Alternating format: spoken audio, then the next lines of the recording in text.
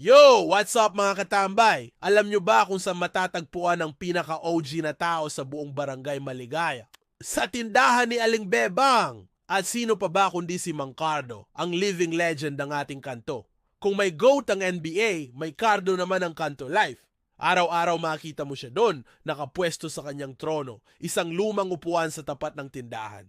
May hawak na pandesal at kape sa plastic. Alam mo yung classic Pinoy merienda time. Ganon!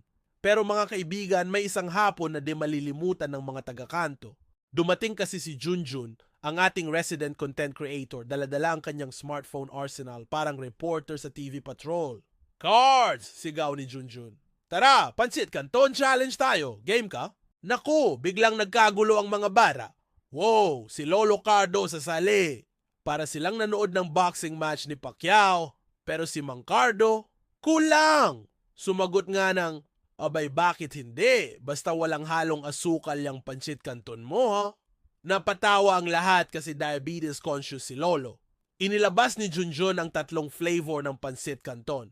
Extra hot, calamansi, and sweet and spicy. Simple lang ang rules, walang inom, walang arte, straight eating lang. Grabe yung eksena, si Junjun kinakabahan pero nagpapakatarag. Parang contestant sa Eat Bulaga. Pero si Mang Cardo parang nasa spa lang, super relax. Anak, sabi ni Mang Cardo habang hinihintay ang go signal.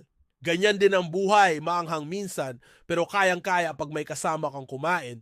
Napawaw ang crowd sa words of wisdom. Start na! Grabe ang sigawan ng mga tao. May mga naka-live pa sa Facebook. Pero yung pinakamaganda, yung mga tawa at kwentuhan habang kumakain sila. At alam nyo kung sino nanalo, si Mang Cardo. Hindi dahil mabilis siyang kumain, kundi dahil napasaya niya ang buong kanto.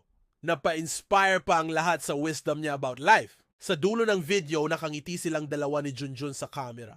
Sa barangay namin, ang simple, masaya. Kita niyo yung mga kaibigan?